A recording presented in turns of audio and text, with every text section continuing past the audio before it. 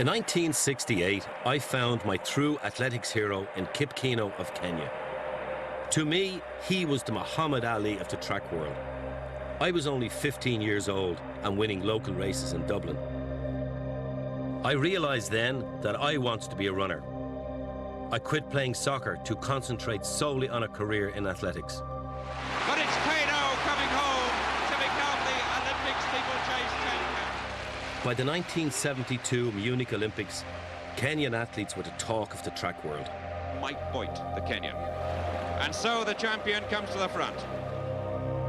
At this stage, I was now attending Villanova University in the United States and pursuing my own career in athletics. Eamonn Coughlan leads it in the tape. As my career developed, I got to know and race against the best that Kenya had produced. Mike Boyd, Henry Rono, Wilson Wagwa.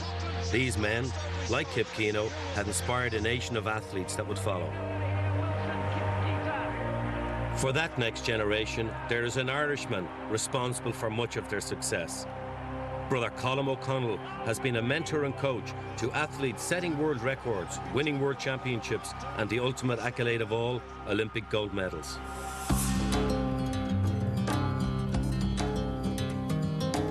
I've come to Kenya to meet Brother Colm, and I want to find out how this country has produced more world-class runners than any other nation.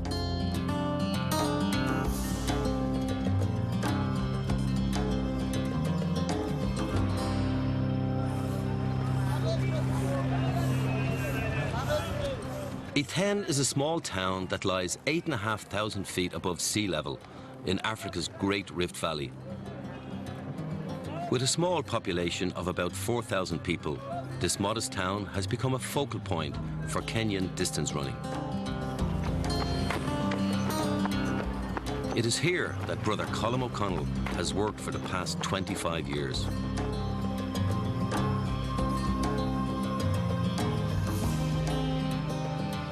St. Patrick's High School has become the engine room of Kenya's success in turning out world and Olympic champions.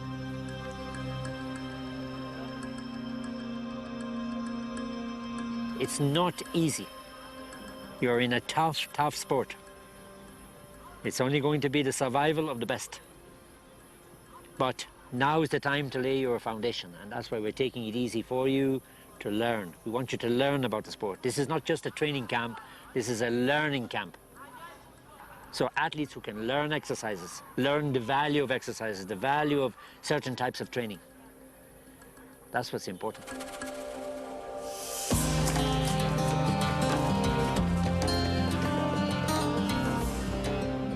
I never really considered my coaching ability a talent. I came to Kenya with a kind of a certain openness to fit in wherever it would take me, so to speak, you know, and it just happened to be athletics. I think when you get into a teaching job, in Ireland anyway, you tend to stay in the same place, in the same school, and it becomes a bit of a routine in your life.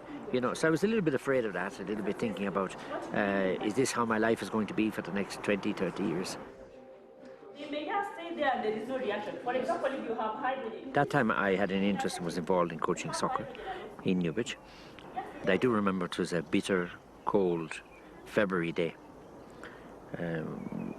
Absolutely standing on the sideline, probably wet, mud, hands in the overcoat pockets, a drip on the nose.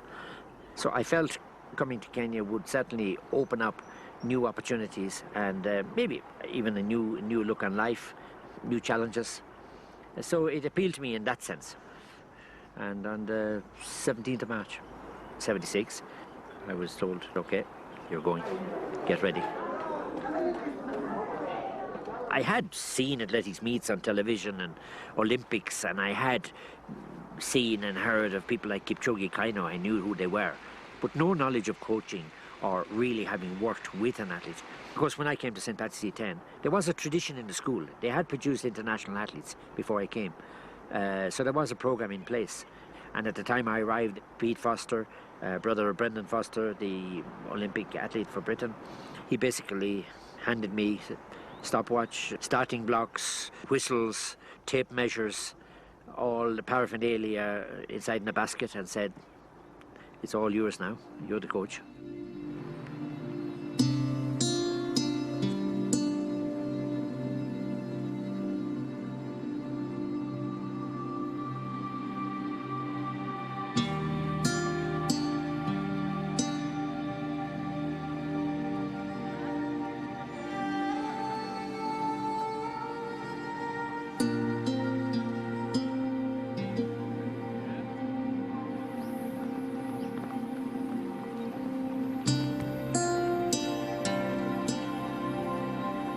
There are 4 things we look at.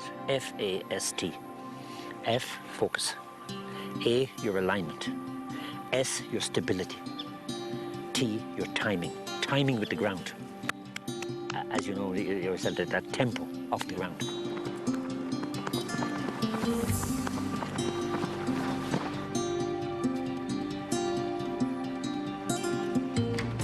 If you look at their face, when you look at them coming towards you, you see their eyes, the position of their heads and their eye focus, where they're looking, you know. Yeah. So there's no physical stress or strain, and that's the purpose of this particular session.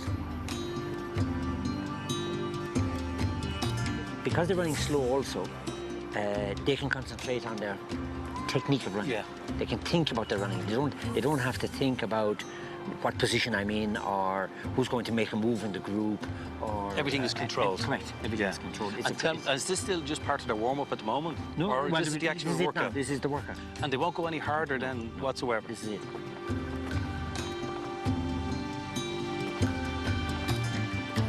Because many of them come from a background where they only see athletics as an exertion. They only see it, they don't see it as a discipline. Yeah. They don't see it as a focus. Yeah. And as something that you can actually bring out from inside. They kind of see it just as pounding the road or doing very hard track sessions. I'm trying to convince them from a young age that there are a lot more little aspects to the sport.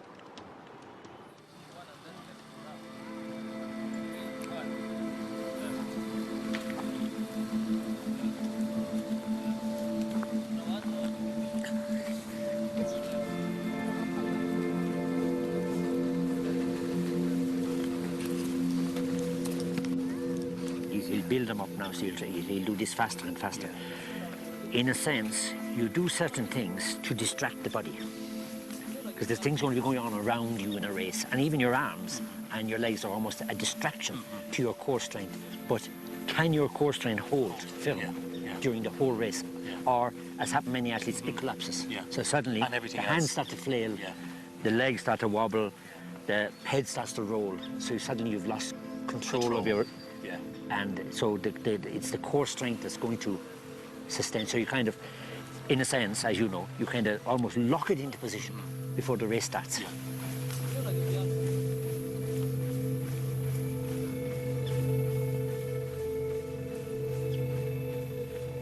Well, most times in Ireland, when I'd look at some of the lads that I would train, the tendency for them is to be intense about their training all the time. Over here, it's to be relaxed about their training. Every single session you do, you don't have to get the very best out of yourself. They warmed up for 10 minutes, and then they did 30 minutes of diagonal running on a football pitch. They came away not feeling exhausted, but they came away feeling like they could really do more. Whereas we have a tendency to try and run ourselves into the ground, and if we don't get sick at the end of a session, then we're not benefiting from it. Over here, it's totally the opposite.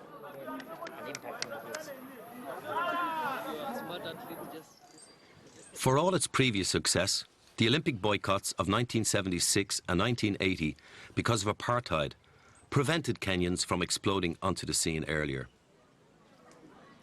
But it was during this period that St. Patrick's was starting to train future world champions. I suppose for the first few years, I did not realise how good the athletes were, because they were only running against themselves. They were only running in local meets and in local stadiums. So it was only slowly in the early 80s when some of my athletes went to a couple of competitions here and there. 1983, the twin chariots went to Munich for a friendly competition of Kenya versus Germany, and each of them broke a world junior record. So it was only when I began to realise they're among the best in the world It was only then it kind of opened up for me to realise that this thing is working. We're getting somewhere. At the end of the dining hall here, we display photographs and records of various aspects in the history of the school. This, in a sense, is a kind of a way of keeping our present generation of students reminded of the achievements of the school over the years. We have here Peter Rono, Olympic champion, 1988. St. Patrick's had 10 past students in Seoul in 1988 at the Olympics. 800 metres? 800 metres, 1,500 metres, steeple, 5,000 metres, and steeple. And steeplechase? And steeple, and bronze, and a bronze in 10,000, and a silver in the marathon with Douglas McCurry. Correct. Fantastic here. We have a photograph here, of course, of David Rudisha and Sylvester Kirwa, who was a 400-metre runner. Myself, in the back. Here we have the twin chariots. I remember seeing this photograph. Yes.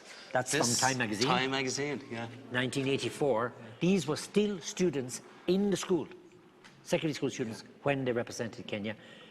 Kip Keino went as far as the semi-final in the 1,500. Charles was 5th in the final of the 5,000, which was won by Saida Wita. Here we have William Churcher. And now, this photograph here will bring back memories to yourself. Mike Boyd here in the middle with 2 St. Patrick's products at the time. This was taken about around 1988, 89, when Mike would be still running. He was. And on the left-hand side here is Peter Rono, student at the time, and then Joseph Saina, who is still our school record holder for 400 metres and 200 metres. It's, you know, it's so inspiring to our younger kids to know who has passed through here and who has sat down here as a young kid day after day when they were in school and then went on to achieve Olympic or world fame. It is amazing. In modern athletics, coaches and agents are everywhere to be seen. The sport that is such a test of one individual is now surrounded by professionals bringing different agendas.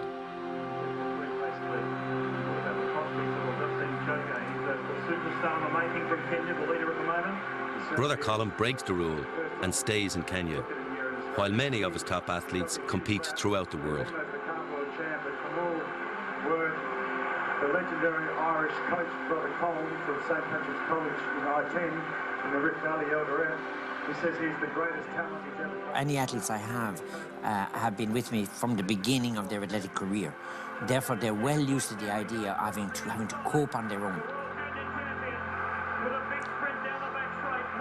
During the training, you prepare them for that, both mentally and physically. So none of them ever feel that I need you, you know, to be there when the competition comes. He's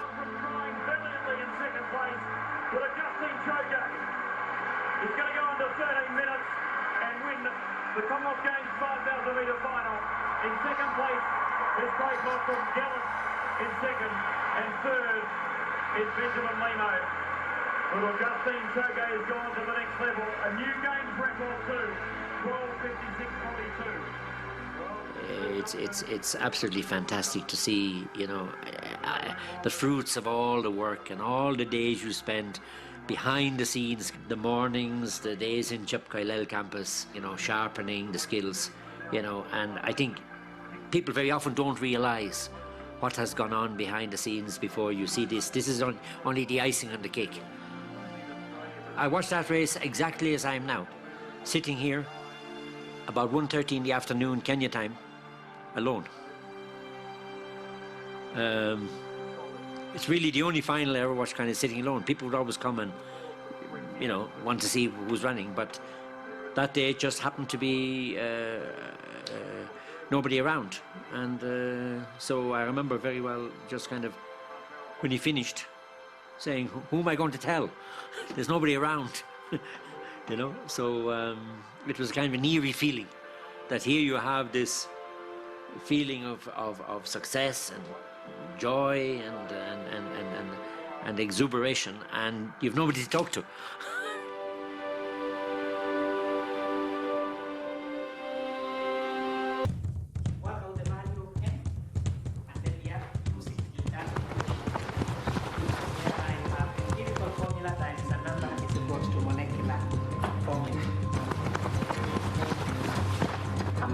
give him a mark. So, do we have any athletes in this class? Hands up, those great runners. How many great chemistry students do we have in this class? Hands up. Well, can you tell me what chemistry do the great Kenyan athletes have that makes them superstar runners? What's the chemistry? Milk. Milk? Is that goat's milk? Cow's milk. Well, do you know what we call milk in Ireland? Banya. Now tell me, I'm going to ask one more question. Who is the latest hero to come from this area? Who? Who? David Rudisha.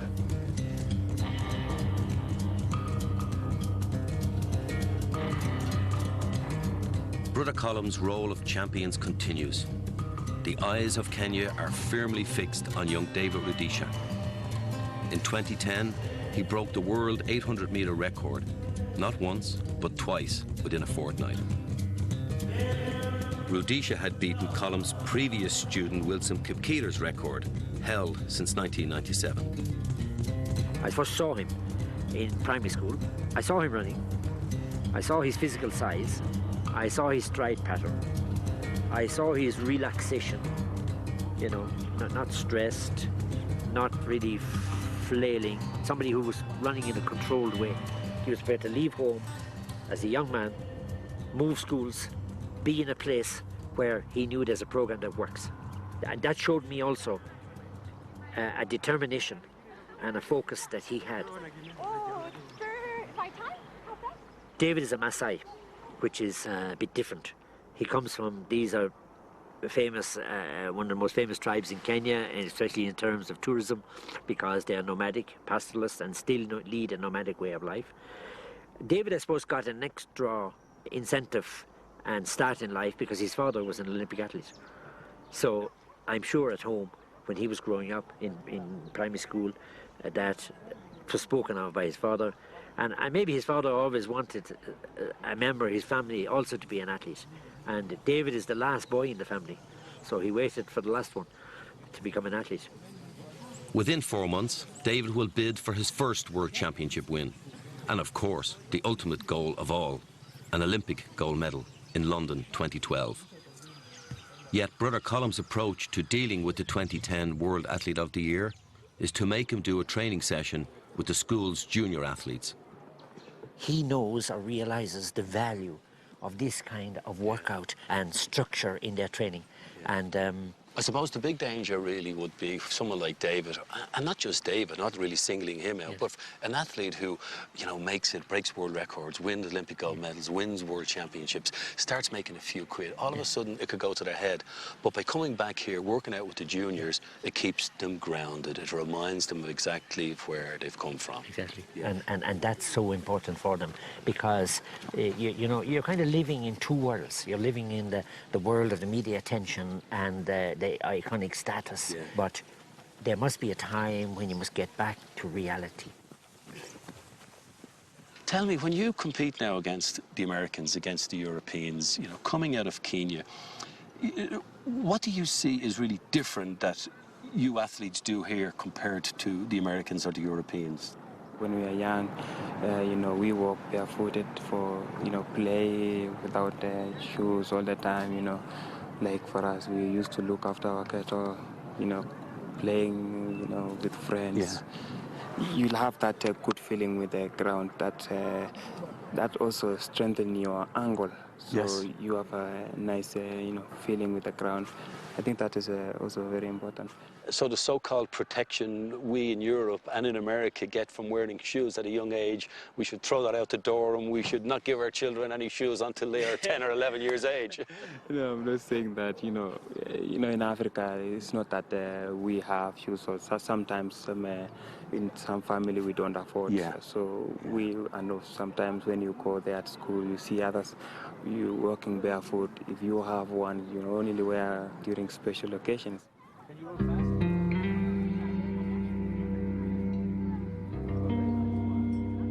Kenya's success in athletics has now become a way out for aspiring runners.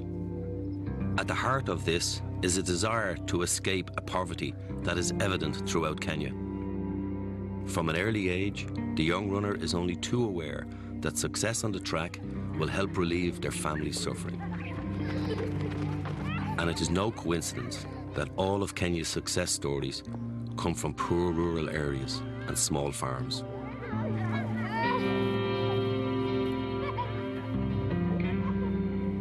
When they grow up as young people, they grow up in very difficult conditions. Hardship is not new to them. It's built into your system that you must be a disciplined person, you must be a focused person if you want to get out of this trap of poverty. So they all have this ambition to succeed, to get on in life.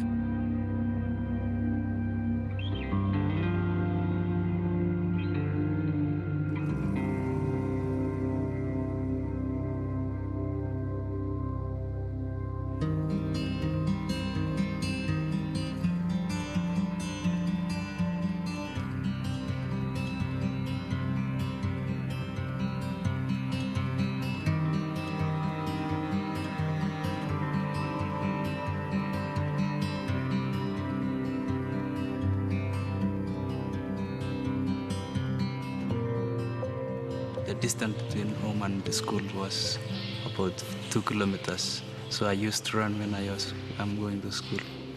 Back home for lunch, then go back to school for evening lessons. We used to train with Rudisha because he's a sprinter 800 meter and I'm also running 800. And what does it feel like when you're actually warming up and training with him? How do you feel about that? I feel very nice training with him. I just admire to be like him, to be a record holder like him, and also to become a world champion. Well, Silas, you're only 18 years of age right now. Tell me, how many times a week, how many times a day do you train? Okay. During school days, I only train twice a day. And for now I'm in holiday, I used to train 3 times, in the morning, mid-morning, and evening. Wake up at 5 in the morning. 5 o'clock in the morning. Do you know that most Irish boys your age are only coming home at 5 o'clock in the morning? Oh. And tell me, do you learn a lot from Brother Colm? Yeah, that you have to concentrate on your training, follow the program, just have enough time to relax. It's made me believe in myself. In a fiercely patriarchal society, Brother Colm set up the first training program for girls within St. Patrick's. In 1997, Sally Borsosio became Kenya's first female world champion. Well, these are a sponsorship by Adidas shoe company to our training camp, and we're going to give them out now to our junior athletes. For many of them, this might be the first time they've actually worn spikes. Wearing spikes like these is a real novelty for them, and of course it boosts their morale, and you know, they feel real athletes now. They're there with the best because they see, of course, the more elite athletes who train in the area wearing spikes when they're on the track, and they now kind of feel that they are part of the athletic community in the local area. This is like a graduation ceremony for them today, is it? Exactly. They feel they're special now. They've been singled out and they've reached the stage where they can afford to be given a pair of spikes. Okay. And we would like, you know, when you wear spike shoes, you have to get used to them. So you have to use them. Don't just keep them for competition. Okay, don't wait until you have a competition. Because if you run or just put them on when they are new, they will hurt your feet in places. Your toe here, different places they will hurt. So it's better you use them also sometimes in training. So when we go to track on Friday, you should be trying your spikes. You don't have to wear them during the whole track session, but at least during some of it. Good, okay. Jane. Most of them get used to it fairly quickly because they'll wear them now for the next few weeks in training, and then of course they'll wear them in competition. But you do get the odd individual who is not comfortable in spikes, and you'll often see them during local races, stopping in the middle of a long distance race and just throwing off the spikes and just continuing barefooted. What's that, 7? She wants an 8. Have you 8 here? There are 8s here. You're lucky.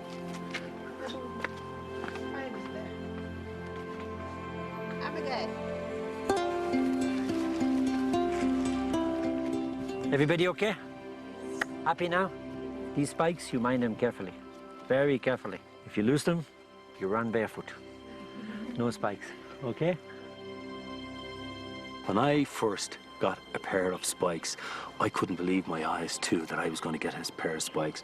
When I put these spikes on, I felt as if I was going to be able to fly across the track because I was wearing something lighter. But more importantly, when I got these spikes the very first time, I wore them to bed. I couldn't wait until the next morning to get out of the bed, put my feet in the ground, and really fly along with these new spikes. The 1500-meter Olympic final underway. And Keino will never be caught. I've been offered a chance to meet my childhood hero, Kip Keino. I remember when I started running, I wanted to be like him. I even changed my running style to the dismay of my coach as I started to lean forward, just like Kip. The world record for Kip Keino. I want to talk to him and get his take on why Kenya produces so many great athletes. Well, I remember back then in the 60s when you competed in Dublin, Kip, queuing up at a sports store called Elvery's in Suffolk Street. Yes. And I queued up for hours just to get tickets to see you compete. And I thoroughly enjoyed. I think it was Frank Murphy you beat in Dublin then, yes, running 3:54 for the mile in the Morton Stadium. When you are running, performing very well, I was very pleased to hear that we have an Irish which is doing well, Eamonn Coughlan. Well, you were my inspiration. But tell me, Kip, what was life like for you as a young boy in the 50s and in the 60s here?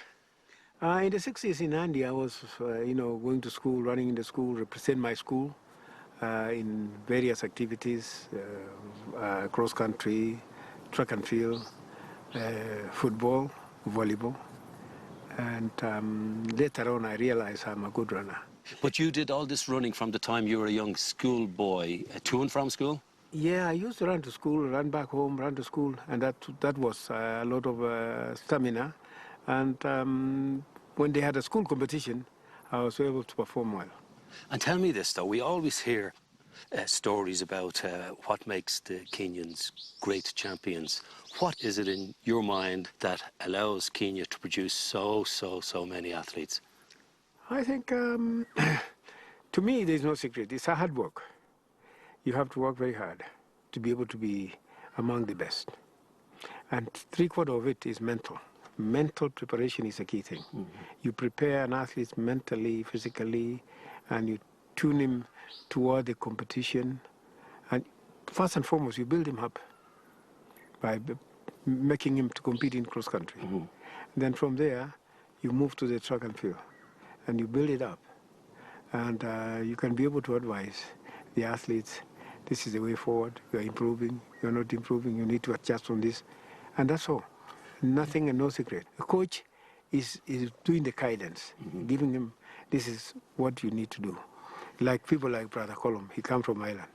When he came to this place, he didn't know anything about running. But when you sit with athletes and do things and so forth, and you see, by doing that, you are able to adjust and mold an athlete to be a good athlete. And he has done a lot for us. Is there any one thing in your mind that sticks out that makes the Kenyan athlete superior? I don't think I have that, yes. The only thing is to advise, first and foremost, self-discipline. Respect yourself to be respected. If you have self-discipline, you can be able to guide yourself for a better results. Always, you respect others and you respect yourself, and you can be able to ask question, where am I going wrong? Where am I doing right?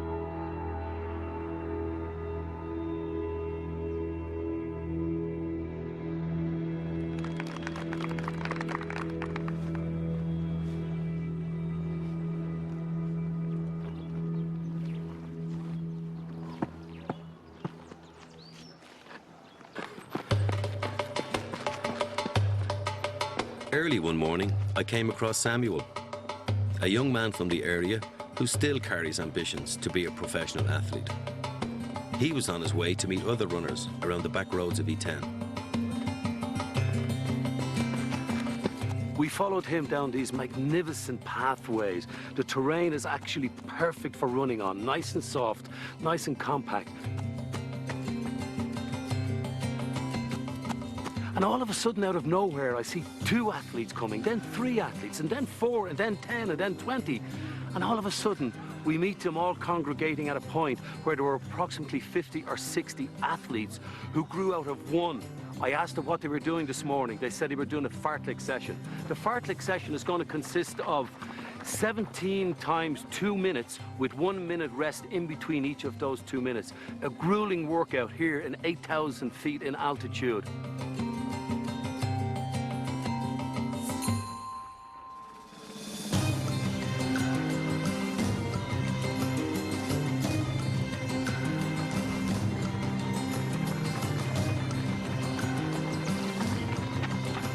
They all hope and dream that someday they're going to become elite, successful athletes. But it's not for all. I mean, the sport nowadays is so competitive that so few of them actually make it to the top, with the result that a lot of the ones you see are there, as they say here, trying their luck, hoping that they'll get a breakthrough, that some foreign agent will see them training and will pick them out, or even some coach will identify them as having great potential. Even the lifestyle of getting out, doing exercise, living a healthy life, you know, there are pluses to it as well. It's better than just maybe hanging around a village or a town or a city hoping you'll get a job.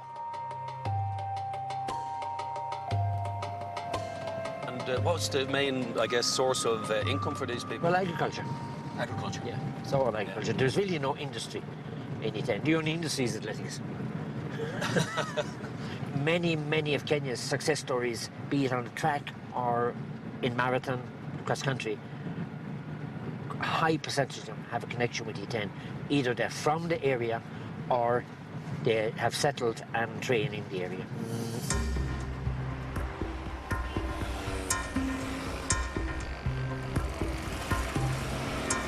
Pathways around here could be described as runs of fame because many of the recently successful athletes all over the world, both in road running and in track, live in this area. Down this road here, about a kilometre or so, we have Mary Cartang, who recently won the London Marathon.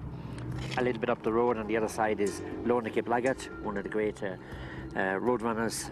We also have people in this area like Emmanuel Mutai, who recently won the London Marathon. Yeah. Closer to E10, we have Lynette Masai, who of course won the world title, 10,000 meters in Berlin. In this direction, we have Ibrahim Hussein, who won the Boston Marathon 3 times, first African to win the New York Marathon. And of course, we have various training camps in the area as well, which houses quite a significant number of world beaters.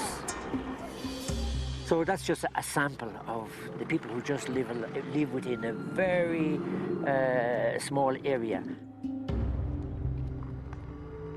What is becoming more obvious about these athletes is their connection with the soil. Even here at the supposed centre of excellence, the Cameron Stadium, the track surface is essentially no different to the back roads and dirt trails around their homes. Most runners from around the world, if they came here, they'd say, oh my God. The facilities around here are quite appalling. Though it's dirt, hard, compact dirt, it's this quality of track which has produced more world champions, more Olympic champions than any other track in the world.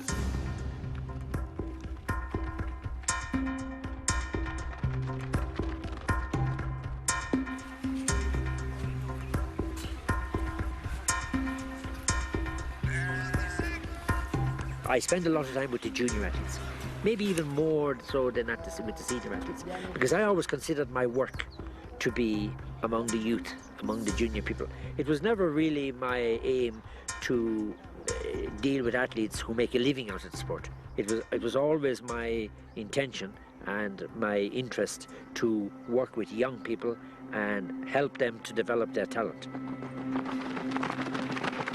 After having coached Wilson Kip Keino as a young person, and of course he went on to achievements, and then following that, the man to break his record, Rudisha, I'm probably being looked upon a bit now as some kind of a guru in 800 metre coaching, which I would consider myself very far from. My father kept greyhounds, so I knew about training, I knew about regimental work, how to handle success and failure. Who's doing the timing here? I knew all the ups and downs of sport. Time? 400? 67. Okay, 67, 68. Don't go below 67. Because kids who come to the school before ever you coach them have already put in place certain fundamentals regarding running. For example, they run to school, they run to market, they run for water, they run for firewood.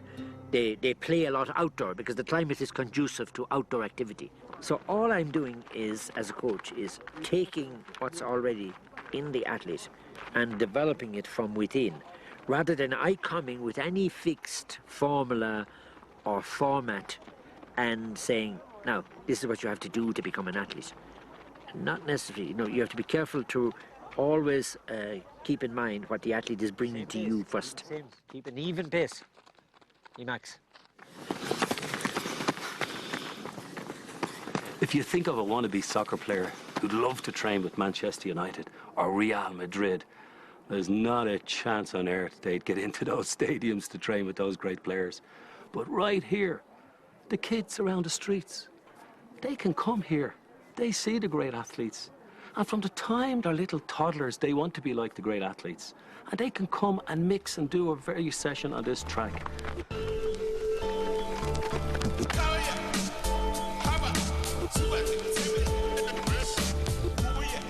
I have come to Nairobi to meet an old friend and great competitor, Mike Voigt, who is now Professor of Physiology in Kenyatta University. What results have emerged from these studies?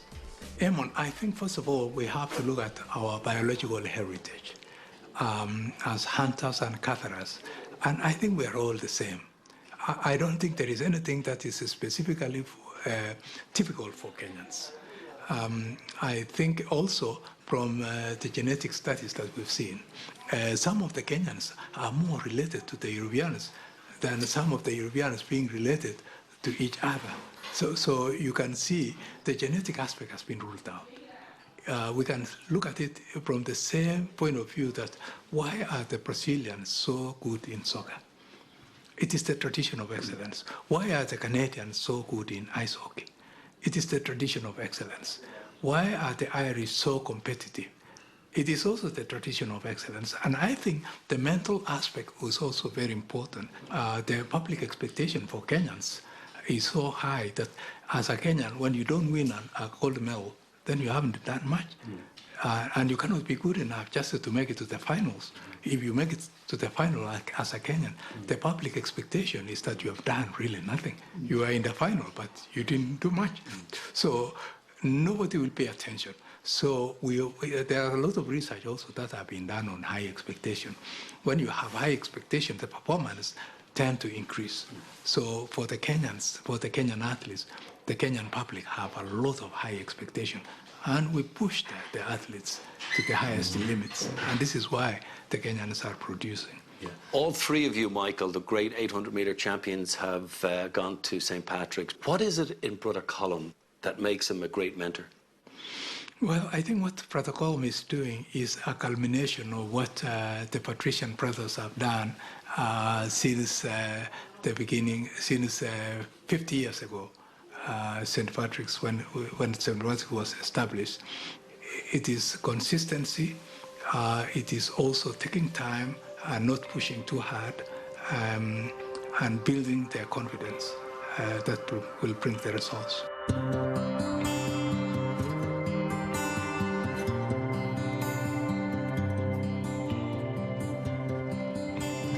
Even Rudisha now, I have to say, the last couple of days he's being a bit chesty. He comes from a warmer part of Kenya, from Masai land. Yeah. So he does find the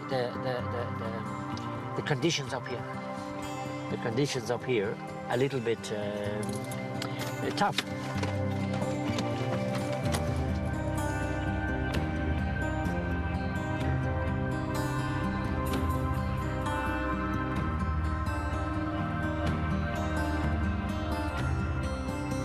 Having been in the country for so long, I understand, you know, that the temperament of a Kenyan, how that if it takes him some time warm up, that's not a problem for me.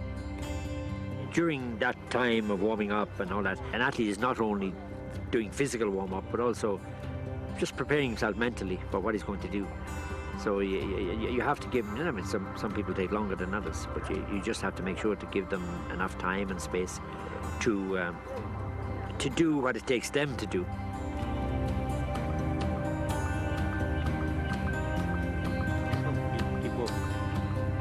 Because I basically learned my early coaching from the athlete. I didn't have any experience, I hadn't coached before, I hadn't done any courses in coaching, I had some books, a few books here and there to read, but I always learned, because of that, to listen to the athlete and to learn through very often trial and error from the athlete what works and what doesn't work. Now, to me, to this day, that's a very important lesson that I learned as a coach. And even to this day, I still practice and take that approach to my coaching. I'm still very observant of athletes. I still know a lot by watching them. Good, nice and relaxed, but pushing a little bit. You should be moving in that direction now. I'll be able to run well under 130 in the 6s and the 400s, 55. Colm is a very serene type of individual, nice and relaxed, nice and mellow. Good. He's not in your face by any means. There's a lot of coaches I've seen around the world who get really uptight. They put their athletes under pressure. They're screaming at them, they're shouting at them to hit the times. There's none of that in Colm. You can see by the bond, the connection that he has with the athletes, that they believe 100% in every single word he says. And more importantly, they also believe in every single word he doesn't say, because he doesn't have to communicate verbally. He just communicates by his very, very presence. Depending on how you feel or how things are going at the end of the 4, you do maybe 2 3s or 2 2s, just for speed. Time yourself.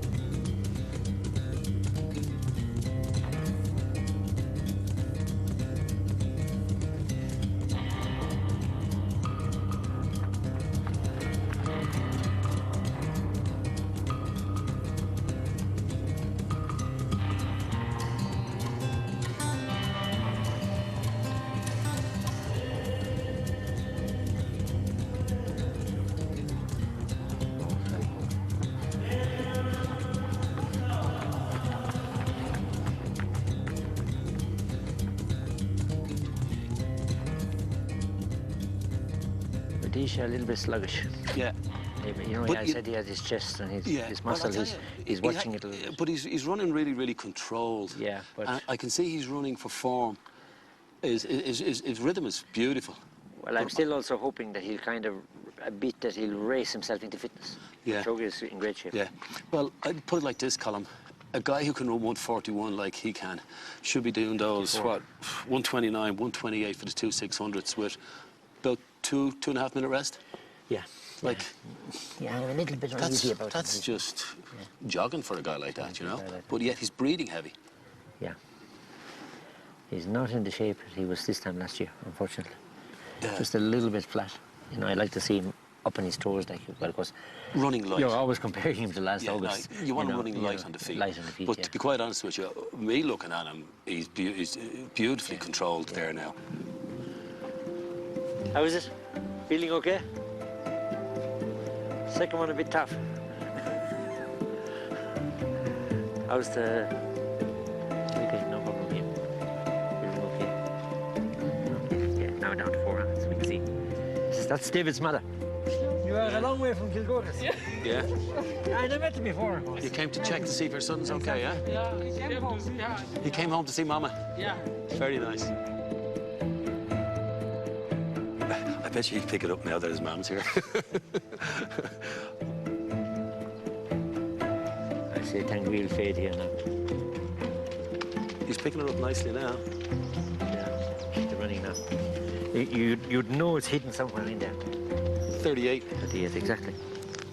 With Rudisha, you see how he ran his fantastic times last year just by, you know, seeing his controlled running and his ability in a couple of the intervals to just go back and click into that mode and pick it up. But I'm just a little bit worried about his overall conditioning and concerned that we kind of have to go back a little bit to the drawing board. A bit tough on the chest, as you're finding. But you also had a slight chest problem anyway. So maybe it's, you know, that could be part of your problem. But the injury, okay? No problem. We only have really next maybe one track session, whatever it is, Tuesday, Wednesday. Track session Saturday. And then another track session maybe the following Tuesday. And then we still need a little bit of, you know, more endurance, build it up. You know, so even tomorrow, if you get a chance, even in the morning, long run, Monday, long run. Maybe my expectations are too high. You know, you've seen somebody who is, you know, I'm thinking of last August when he was just smashing world records. You know, maybe that's where my mind is, you know, and I see him now kind of, you know, as I said, just struggling a little bit on the track. Maybe I say, oh God, we'll see you Monday morning, 10. We're going to be judged at the end of the year by how you performed in the World Championships. On my visit to Kenya, I have learned that the simple approach to training is central to their success. Brother Colm has been able to tap into a sense of inner calm and courage at the heart of the Kenyan athlete. There is no one reason that makes them the greatest in the world, but it's a perfect storm of conditions that come together from hard work, poverty, diet, altitude, and self-belief that make Kenyans supreme at their sport. But it's Brother Colm's approach to training that I come away thinking of how hard it is sometimes to achieve simplicity. And there is the world record holder, David Rudisha, World Athlete of the Year last year. He was unbeaten right the way through 2010 and twice broke the world record. The man is 6'4". He's done 45.5 for the 400. Proud member of we had kind of talked the race through in our heads together before he even left. This is how you're going to run the race. This is how you win a championship.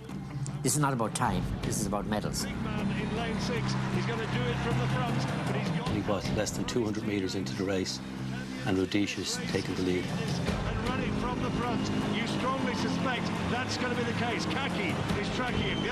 Rudisha has kind of devised a winning formula. As soon as they break in the back straight, he goes right into lane 1. And almost submissively, the other athletes just file in behind him. You know, as if saying, well, we know that's what you do. What we're going to hope is that we just hang in there with you, and maybe you'll falter in the last 100 or 150 metres.